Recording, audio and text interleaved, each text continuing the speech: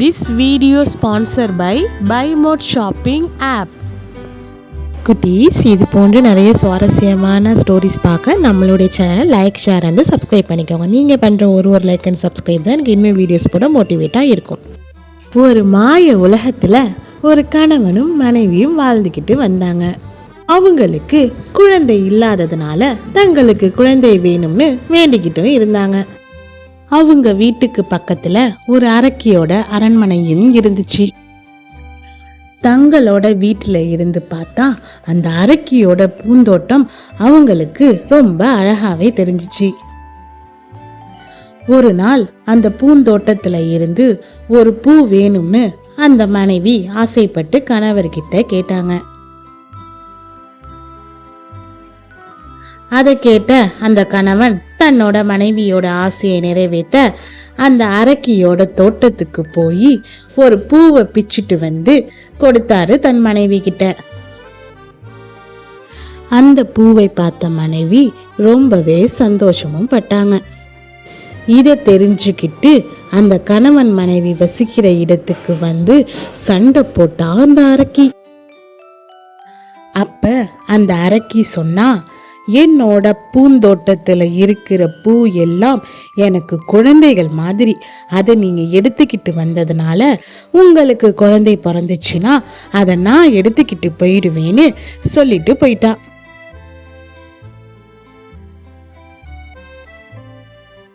பயந்து போன கணவனும் மனைவியும் பயந்துகிட்டே வாழ்க்கைய ஓட்டுனாங்க. கொஞ்ச காலத்துக்கு அப்புறமா அவங்களுக்கு ஒரு அழகான பெண் குழந்தையும் பிறந்துச்சு. அந்த குழந்தை பிறந்த உடனே பார்த்தா அந்த குழந்தைக்கு அழகான தங்க நிற கூந்தலும் இருந்துச்சு. அன்னைக்கு ராத்திரி எல்லோரும் தூங்குனதுக்கு பிறகு அங்கு வந்த அந்த அரக்கி அந்த குழந்தைய தூக்கிட்டும் போயிட்டா. குழந்தையை கொண்டு போய் தன்னோட அரண்மனையோட மாடியில போய் அடைச்சும் வச்சிட்டா.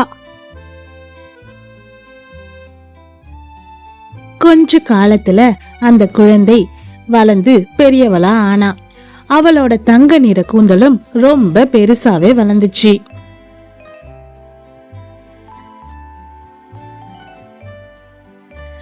அரக்கி எப்ப எல்லாம் மாடிக்கு போகணும்னு தோணுதோ அப்ப எல்லாம் கீழே இருந்து கூப்பிடுவா அந்த பெண்ணை. உடனே மேலே இருந்து தன்னுடைய கூந்தலை வெளியே தூக்கி போடுவா அந்த பெண்.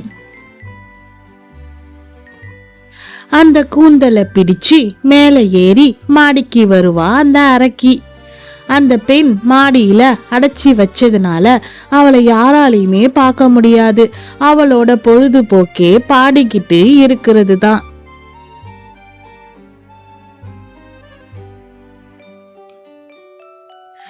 ஒரு நாள் அந்த பக்கமாக வந்த இளவரசன் ஒருத்தன் அந்த பாட்டை கேட்டான். யார் இவ்வளவு அழகா பாடுறதுன்னு தேடி பார்த்தான். அப்பதான் அந்த அரக்கியோட அரண்மனை அவன் கண்ணுக்கு தெரிஞ்சிச்சு. அப்ப அந்த அரக்கி மாடிக்கு கூந்தலை பிடிச்சு ஏறி போறதையும் பார்த்தான். அப்பதான் அந்த பெண்ணோட நிலைமை அவனுக்கு புரிஞ்சுது.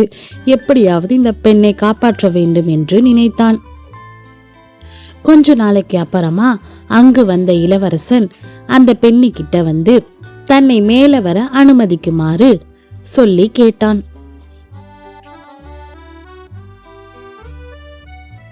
அரக்கி இல்லாததால் அவளும் கூந்தலை வெளியே எடுத்து போட்டா. அதை பிடிச்சு மேலே வந்த இளவரசர் அந்த பெண்ணோட கதையை கேட்டு ரொம்பவே வருத்தப்பட்டான். உன்னை நான் நாளைக்கு வந்து காப்பாத்துறேன்னு சொல்லிட்டு மீண்டும் கூந்தலை பிடிச்சு இறங்க ஆரம்பிச்சான். இந்த காட்சிய தூரத்துல இருந்து அந்த அரக்கி பார்த்துட்டா. அவளுக்கு ரொம்பவே கோபமா வந்துடுச்சு. உடனே மாடிக்கு கோபமா வந்த அரக்கி அவளோட கூந்தலை கத்திரிக்கோலை எடுத்து வெட்டிவிட்டா. இனிமே நீ எனக்கு வேணாம்னு சொல்லி பாலைவனத்துல கொண்டு போய் விட்டுட்டா அந்த பெண்ணை.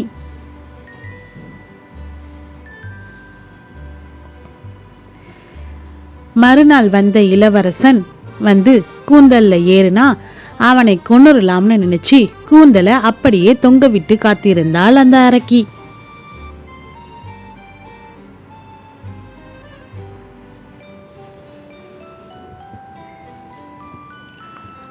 அங்க வந்த இளவரசன் இது எதுவுமே தெரியாம கூந்தலை பிடிச்சு மேலே ஏற ஆரம்பிச்சான்.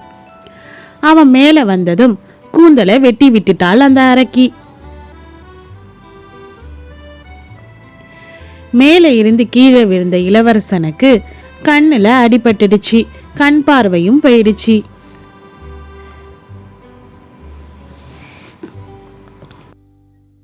அதுக்கு அப்புறமா மெதுவா நடக்க ஆரம்பிச்சான் அந்த இளவரசன். கண் தெரியாம ரொம்ப தூரம் நடந்த அந்த இளவரசன் அப்படியே பாலைவனம் பக்கமாக நடந்து போனான்.